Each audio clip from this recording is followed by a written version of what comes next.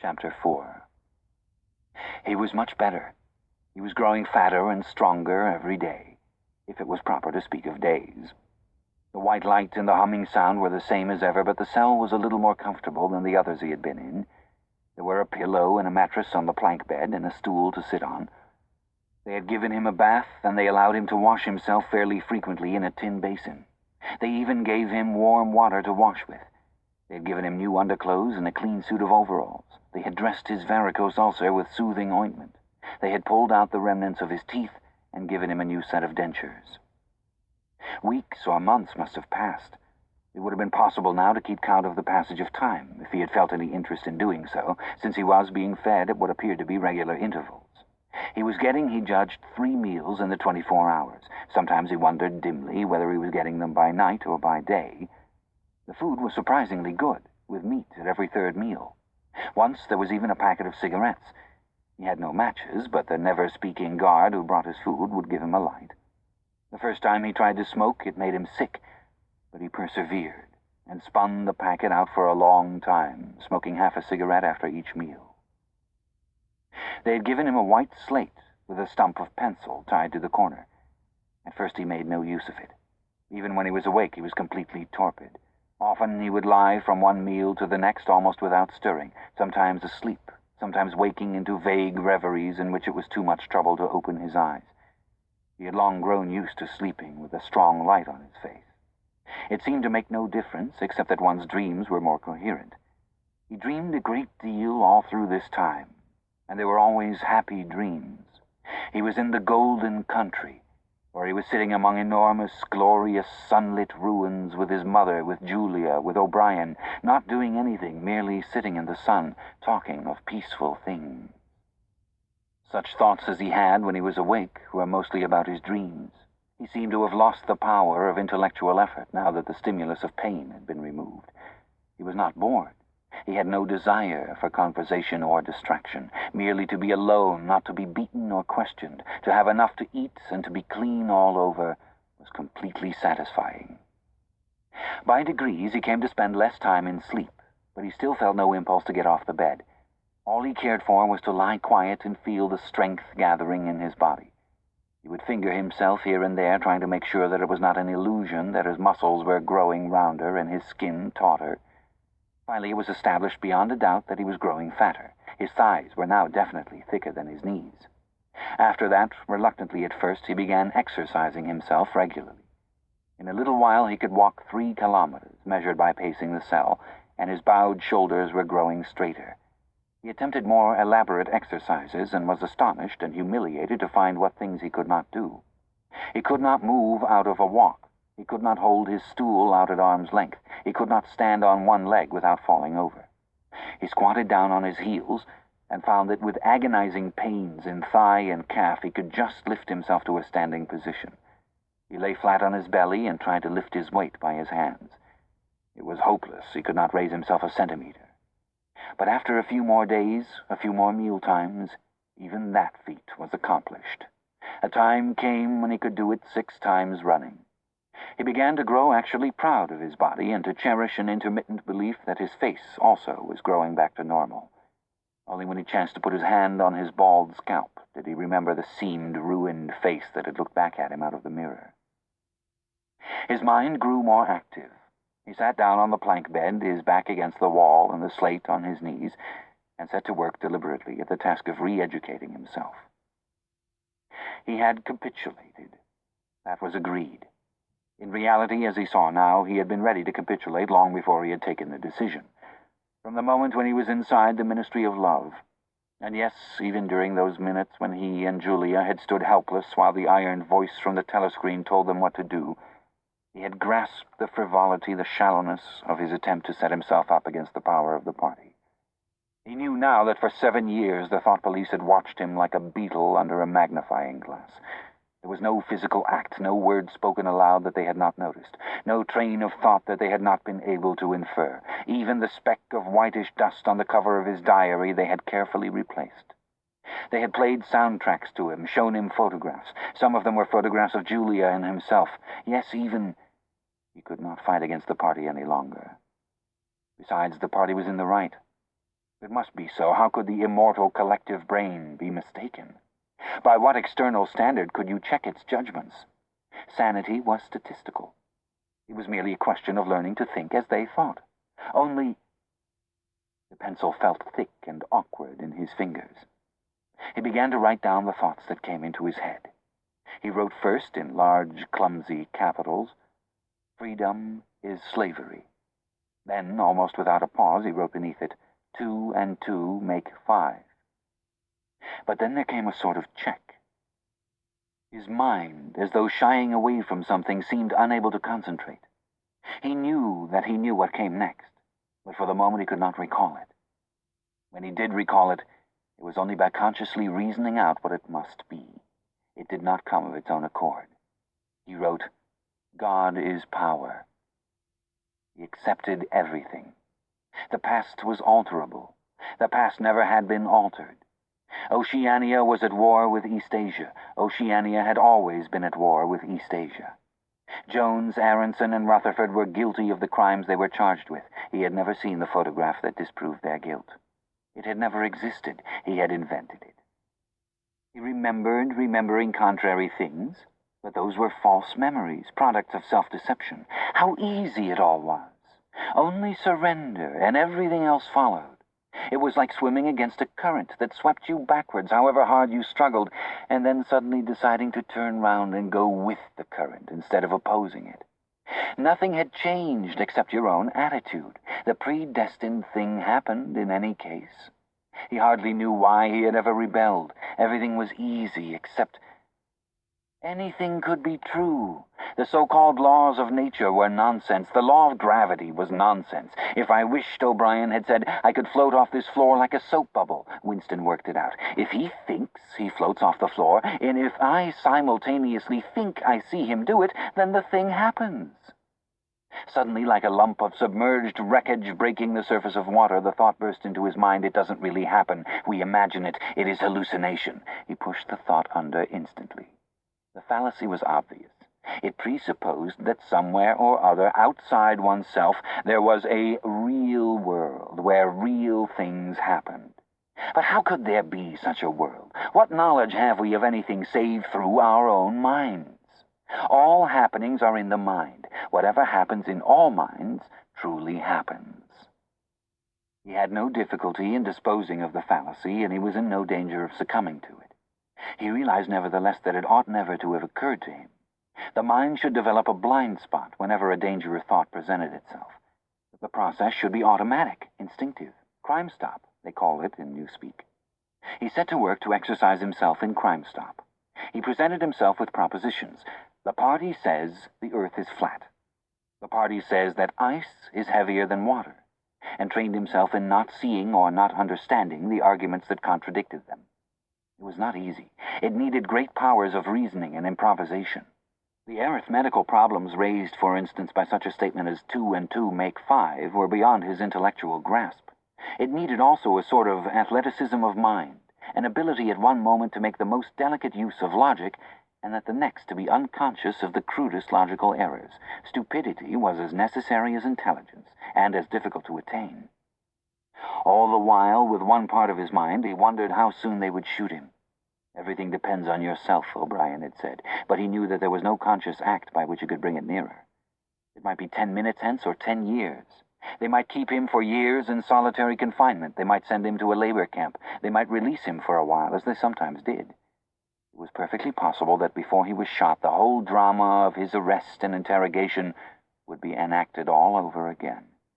The one certain thing was that death never came at an expected moment.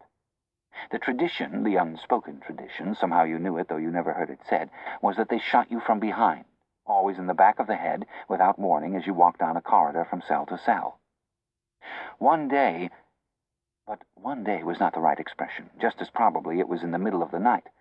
Once, he fell into a strange, blissful reverie. He was walking down the corridor, waiting for the bullet. He knew that it was coming in another moment. Everything was settled, smoothed out, reconciled. There were no more doubts, no more arguments, no more pain, no more fear. His body was healthy and strong. He walked easily, with a joy of movement and with a feeling of walking in sunlight. He was not any longer in the narrow white corridors of the Ministry of Love. He was in the enormous sunlit passage, a kilometer wide, down which he had seemed to walk in the delirium induced by drugs. He was in the golden country, following the foot track across the old rabbit-cropped pasture. He could feel the short, springy turf under his feet and the gentle sunshine on his face. At the edge of the field were the elm trees faintly stirring, and somewhere beyond that was the stream where the dace lay in the green pools under the willows. Suddenly he started up with a shock of horror. The sweat broke out on his backbone. He had heard himself cry aloud, "Julia! Julia! Julia, my love! Julia!" For a moment he had had an overwhelming hallucination of her presence. She had seemed to be not merely with him, but inside him. It was as though she had got into the texture of his skin. In that moment he had loved her far more than he had ever done when they were together and free. Also he knew that somewhere or other she was still alive and needed his help. He lay back on the bed and tried to compose himself. What had he done? How many years had he added to his servitude by that moment of weakness? In another moment he would hear the tramp of boots outside. They could not let such an outburst go unpunished. They would know now, if they had not known before, that he was breaking the agreement he had made with them. He obeyed the party, but he still hated the party. In the old days he had hidden a heretical mind beneath an appearance of conformity. Now he had retreated a step further. In the mind he had surrendered, but he had hoped to keep the inner heart inviolate. He knew that he was in the wrong, and he preferred to be in the wrong. They would understand that. O'Brien would understand it. It was all confessed in that single foolish cry. He would have to start all over again. It might take years. He ran a hand over his face, trying to familiarize himself with the new shape. There were deep furrows in the cheeks. The cheekbones felt sharp, the nose flattened. Besides, since last seeing himself in the glass, he had been given a complete new set of teeth. It was not easy to preserve inscrutability when you did not know what your face looked like. In any case, mere control of the features was not enough. For the first time he perceived that if you want to keep a secret, you must also hide it from yourself. You must know all the while that it is there, but until it is needed, you must never let it emerge into your consciousness in any shape that could be given a name. From now on outwards, he must not only think right, he must feel right, dream right. And all the while he must keep his hatred locked up inside him like a ball of matter which was part of himself, and yet unconnected with the rest of him, a kind of cyst. One day they would decide to shoot him. You could not tell when it would happen, but a few seconds beforehand it should be possible to guess. It was always from behind, walking down a corridor. 10 seconds would be enough. In that time the world inside him could turn over, and then suddenly, without a word uttered, without a check in his step, without the changing of a line in his face, suddenly the camouflage would be down, and bang would go the batteries of his hatred. Hatred would fill him like an enormous roaring flame, and almost in the same instant, bang would go the bullet, too late or too early. It would have blown his brain to pieces before they could reclaim it. The heretical thought would be unpunished, unrepented, out of their reach forever. They would have blown a hole in their own perfection. To die hating them, that was freedom. He shut his eyes. It was more difficult than accepting an intellectual discipline. It was a question of degrading himself, mutilating himself. He had got to plunge into the filthiest of filth. What was the most horrible, sickening thing of all? He thought of Big Brother. The enormous face, because of constantly seeing it on posters, he always thought of it as being a meter wide, with its heavy black mustache, and the eyes that followed you to and fro seemed to float into his mind of its own accord. What were his true feelings toward Big Brother? There was a heavy tramp of boots in the passage. The steel door swung open with a clang. O'Brien walked into the cell. Behind him were the waxen-faced officer and the black-uniformed guards. "Get up," said O'Brien. "Come here." Winston stood opposite him. O'Brien took Winston's shoulders between his strong hands and looked at him closely. "You have had thoughts of deceiving me," he said. "That was stupid. Stand up straighter. Look me in the face." He paused and went on in a gentler tone. "You are improving. Intellectually, there is very little wrong with you. It is only emotionally that you have failed to make progress. Tell me, Winston. And remember no lies. You know that I am always able to detect a lie. Tell me, what are your true feelings toward Big Brother? I hate him. You hate him. Good. Then the time has come for you to take the last step. You must love Big Brother. It is not enough to obey him. You must love him. He released Winston with a little push toward the guards. Room 101, he said. Chapter 5. At each stage of his imprisonment, he had known, or seemed to know, whereabouts he was in the windowless building. Possibly there were slight differences in the air pressure. The cells where the guards had beaten him were below ground level. The room where he had been interrogated by O'Brien was high up near the roof. This place was many meters underground, as deep down as it was possible to go. It was bigger than most of the cells he had been in, but he hardly noticed his surroundings. All he noticed was that there were 2 small tables straight in front of him, each covered with green baize. One was only a meter or 2 from him, the other was further away, near the door. He was strapped upright in a chair, so tightly that he could move nothing, not even his head. A sort of pad gripped his head from behind, forcing him to look straight in front of him. For a moment he was alone, then the door opened, and O'Brien came in. You asked me once, said O'Brien, what was in room 101. I told you that you knew the answer already. Everyone knows it. The thing that is in room 101 is the worst thing in the world. The door opened again. A guard came in carrying something made of wire, a box or basket of some kind. He set it down on the further table. Because of the position in which O'Brien was standing, Winston could not see what the thing was. The worst thing in the world, said O'Brien, varies from individual to individual. It may be burial alive, or death by fire, or by drowning, or by impalement, or 50 other deaths. There are cases where it is some quite trivial thing, not even fatal. He had moved a little to one side so that Winston had a better view of the thing on the table. It was an oblong wire cage, with a handle on top for carrying it by. Fixed to the front of it was something that looked like a fencing mask, with the concave side outwards. Although it was 3 or 4 meters away from him, he could see that the cage was divided lengthways into 2 compartments, and that there was some kind of creature in each. They were rats. In your case, said O'Brien, the worst thing in the world happens to be rats. A sort of premonitory tremor, a fear of he was not certain what, had passed through Winston as soon as he caught his first glimpse of the cage.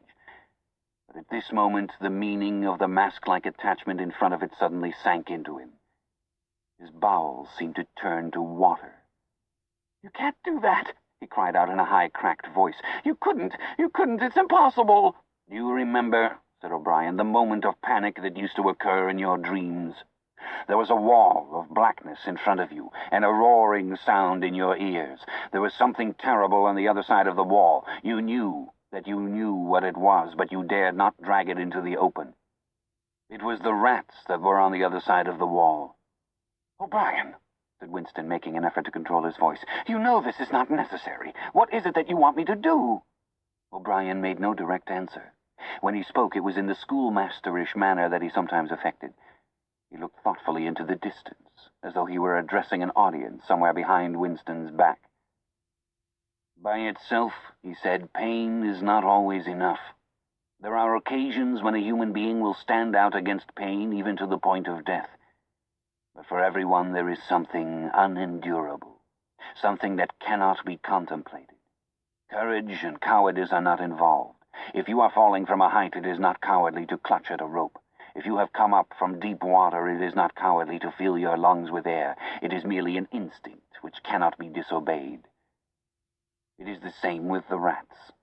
For you, they are unendurable. They are a form of pressure that you cannot withstand even if you wish to. You will do what is required of you. But what is it? What is it? How can I do it if I don't know what it is? O'Brien picked up the cage and brought it across to the nearer table. He set it down carefully on the baize cloth. Winston could hear the blood singing in his ears. He had the feeling of sitting in utter loneliness. He was in the middle of a great empty plain, a flat desert drenched with sunlight, across which all sounds came to him out of immense distances. Yet the cage with the rats was not 2 meters away from him. They were enormous rats. They were at the age when a rat's muzzle grows blunt and fierce, and his fur brown instead of gray. "The rat," said O'Brien, still addressing his invisible audience, "although a rodent, is carnivorous. You are aware of that. You will have heard of the things that happen in the poor quarters of this town. In some streets a woman dare not leave her baby alone in the house even for 5 minutes. The rats are certain to attack it. Within quite a small time they will strip it to the bones. They also attack sick or dying people. They show astonishing intelligence in knowing when a human being is helpless." There was an outburst of squeals from the cage. It seemed to reach Winston from far away. The rats were fighting. They were trying to get at each other through the partition. He heard also a deep groan of despair. That, too, seemed to come from outside himself. O'Brien picked up the cage, and as he did so, pressed something in it. There was a sharp click. Winston made a frantic effort to tear himself loose from the chair. It was hopeless. Every part of him, even his head, was held immovably. O'Brien moved the cage nearer. It was less than a meter from Winston's face. "I have pressed the first lever," said O'Brien. "You understand the construction of this cage. The mask will fit over your head, leaving no exit. When I press this other lever, the door of the cage will slide up. These starving brutes will shoot out of it like bullets. Have you ever seen a rat leap through the air? They will leap onto your face and bore straight into it. Sometimes they attack the eyes first. Sometimes they burrow through the cheeks and devour the tongue." The cage was nearer. It was closing in. Winston heard a succession of shrill cries which appeared to be occurring in the air above his head. But he fought furiously against his panic. To think even with a split second left, to think was the only hope. Suddenly the foul, musty odor of the brute struck his nostrils. There was a violent convulsion of nausea inside him, and he almost lost consciousness. Everything had gone black. For an instant he was insane, a screaming animal. Yet he came out of the blackness clutching an idea. There was one and only one way to save himself. He must interpose another human being, the body of another human being, between himself and the rats. The circle of the mask was large enough now to shut out the vision of anything else. The wire door was a couple of handspans from his face. The rats knew what was coming now. One of them was leaping up and down. The other, an old, scaly grandfather of the sewers, stood up with his pink hands against the bars and fiercely snuffed the air. Winston could see the whiskers and the yellow teeth. Again the black panic took hold of him. He was blind, helpless, mindless.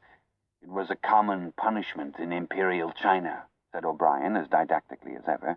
The mask was closing on his face. The wire brushed his cheek. And then, no, it was not relief, only hope, a tiny fragment of hope. Too late, perhaps too late, but he had suddenly understood that in the whole world there was just one person to whom he could transfer his punishment, one body that he could thrust between himself and the rats, and he was shouting frantically over and over, "Do it to Julia! Do it to Julia, not me! Julia! I don't care what you do to her! Tear her face off! Strip her to the bones! Not me! Julia, not me!" He was falling backwards into enormous depths away from the rats. He was still strapped in the chair, but he had fallen through the floor, through the walls of the building, through the earth, through the oceans, through the atmosphere, into outer space, into the gulfs between the stars, always away, away, away from the rats.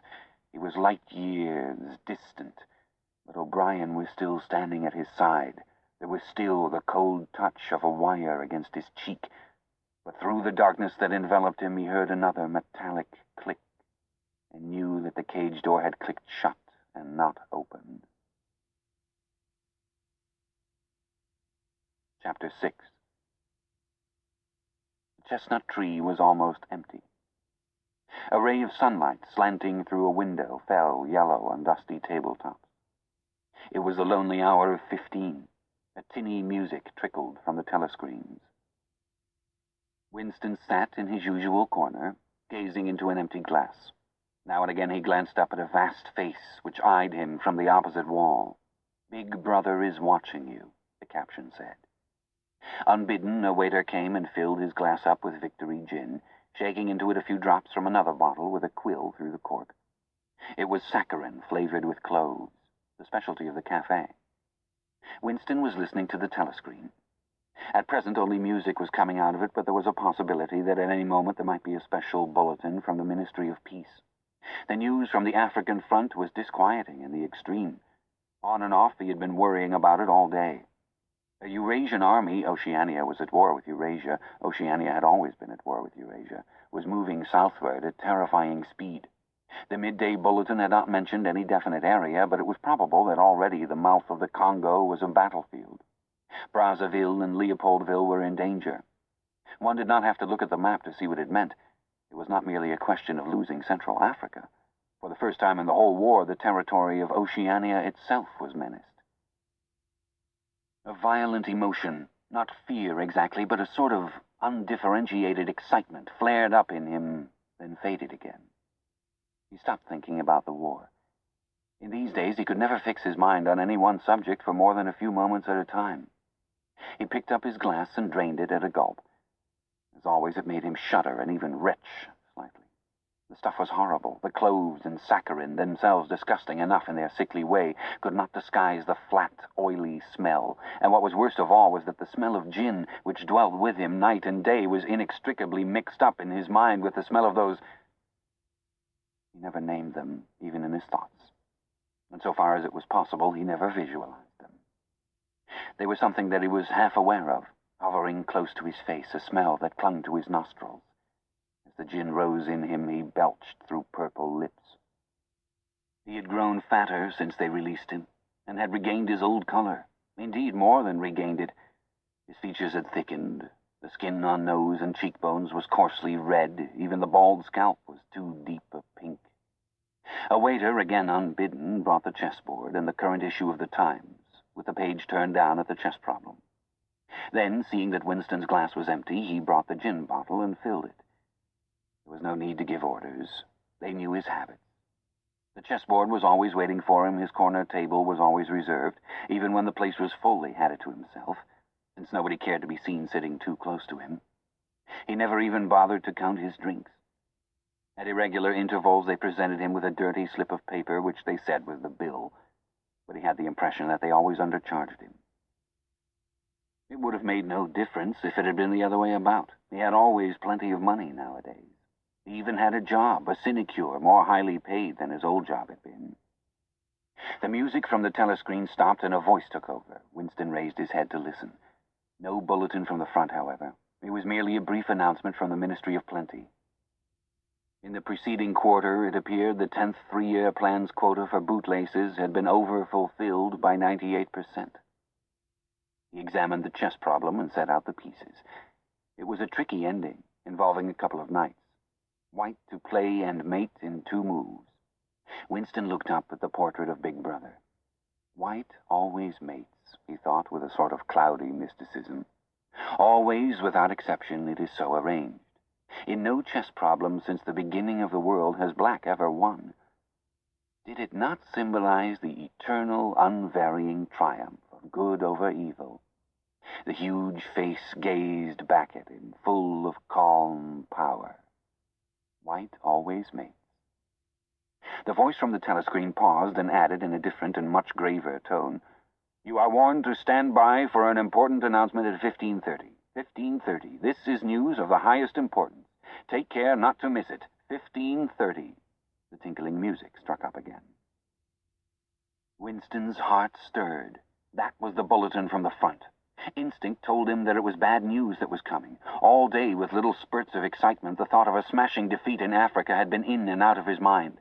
He seemed actually to see the Eurasian army swarming across the never-broken frontier and pouring down into the tip of Africa like a column of ants. Why had it not been possible to outflank them in some way? The outline of the West African coast stood out vividly in his mind. He picked up the white knight and moved it across the board. There was the proper spot. Even while he saw the black horde racing southward, he saw another force, mysteriously assembled, suddenly planted in their rear, cutting their communications by land and sea. He felt that by willing it, he was bringing that other force into existence. But it was necessary to act quickly. If they could get control of the whole of Africa, if they had airfields and submarine bases at the Cape, It would cut Oceania in two. It might mean anything. Defeat, breakdown, the redivision of the world, the destruction of the party. He drew a deep breath. An extraordinary medley of feelings, but it was not a medley exactly. Rather, it was successive layers of feeling in which one could not say which layer was undermost, struggled inside him. The spasm passed. He put the white knight back in its place, but for the moment he could not settle down to a serious study of the chess problem. His thoughts wandered again. Almost unconsciously he traced with his finger in the dust on the table 2 plus 2 equals 5. They can't get inside you, she had said, but they could get inside you. What happens to you here is forever, O'Brien had said. That was a true word. There were things, your own acts, from which you could not recover. Something was killed in your breast, burnt out, cauterized out. He had seen her. He had even spoken to her. There was no danger in it. He knew it as though instinctively that they now took almost no interest in his doings. He could have arranged to meet her a second time if either of them had wanted to. Actually, it was by chance that they had met.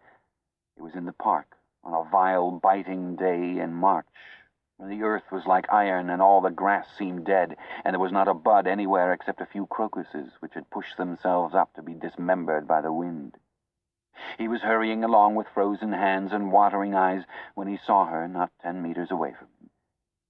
It struck him at once that she had changed in some ill-defined way. They almost passed one another without a sign.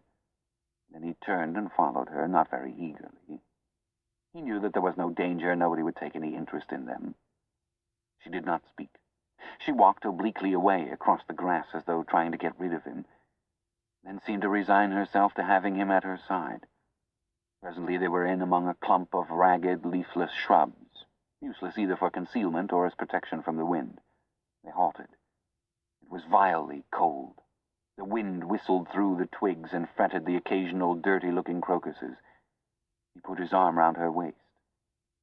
There was no telescreen, but there must be hidden microphones. Besides, they could be seen. It did not matter. Nothing mattered.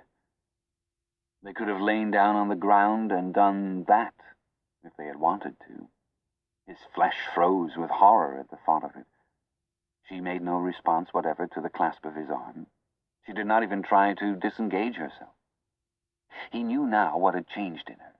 Her face was sallower, and there was a long scar, partly hidden by the hair across her forehead and temple. But that was not the change. It was that her waist had grown thicker and in a surprising way had stiffened. He remembered how, once, after the explosion of a rocket bomb, he had helped to drag a corpse out of some ruins, and had been astonished not only by the incredible weight of the thing, but by its rigidity and awkwardness to handle, which made it seem more like stone than flesh. Her body felt like that. It occurred to him that the texture of her skin would be quite different from what it had once been. He did not attempt to kiss her, nor did they speak. As they walked back across the gate, she looked directly at him for the first time. It was only a momentary glance full of contempt and dislike. He wondered whether it was a dislike that came purely out of the past, or whether it was inspired also by his bloated face and the water that the wind kept squeezing from his eyes. They sat down on 2 iron chairs, side by side, but not too close together. He saw that she was about to speak. She moved her clumsy shoe a few centimeters and deliberately crushed a twig. Her feet seemed to have grown broader, he noticed. "I betrayed you," she said baldly. "I betrayed you," he said. She gave him another quick look of dislike. "Sometimes," she said, "they threaten you with something you can't stand up to, can't even think about. And then you say, 'Don't do it to me, do it to somebody else, do it to so-and-so.' And perhaps you might pretend afterwards that it was only a trick and that you just said it to make them stop and didn't really mean it. But that isn't true. At the time when it happens, you do mean it. You think there's no other way of saving yourself, and you're quite ready to save yourself that way. You want it to happen to the other person. You don't give a damn what they suffer. All you care about is yourself." "All you care about is yourself," he echoed. "And after that you don't feel the same toward the other person any longer." "No," he said. "You don't feel the same." There did not seem to be anything more to say. The wind had plastered their thin overalls against their bodies. Almost at once it became embarrassing to sit there in silence. Besides, it was too cold to keep still. She said something about catching her tube and stood up to go. "We must meet again," he said. "Yes," she said. "We must meet again." He followed irresolutely for a little distance, half a pace behind her. They did not speak again. She did not actually try to shake him off, but walked at just such a speed as to prevent his keeping abreast of her. He had made up his mind that he would accompany her as far as the tube station. But suddenly this process of trailing along in the cold seemed pointless and unbearable. He was overwhelmed by a desire not so much to get away from Julia as to get back to the Chestnut Tree Cafe, which had never seemed so attractive as at this moment. He had a nostalgic vision of his corner table with the newspaper and the chessboard and the ever-flowing gin. Above all, it would be warm in there. The next moment, not altogether by accident, he allowed himself to become separated from her by a small knot of people. He made a half-hearted attempt to catch up, then slowed down, turned, and made off in the opposite direction. When he had gone 50 meters, he looked back. The street was not crowded, but already he could not distinguish her. Any one of a dozen hurrying figures might have been hers. Perhaps her thickened, stiffened body was no longer recognizable from behind. "At the time when it happens," she had said, "you do mean it." He had meant it. He had not merely said it, he had wished it. He had wished that she, and not he, should be delivered over to the... Something changed in the music that trickled from the telescreen. A cracked and jeering note, a yellow note, came into it. And then, perhaps it was not happening, perhaps it was only a memory taking on the semblance of sound. A voice was singing, "Under the spreading chestnut tree, I sold you and you sold me." The tears welled up in his eyes.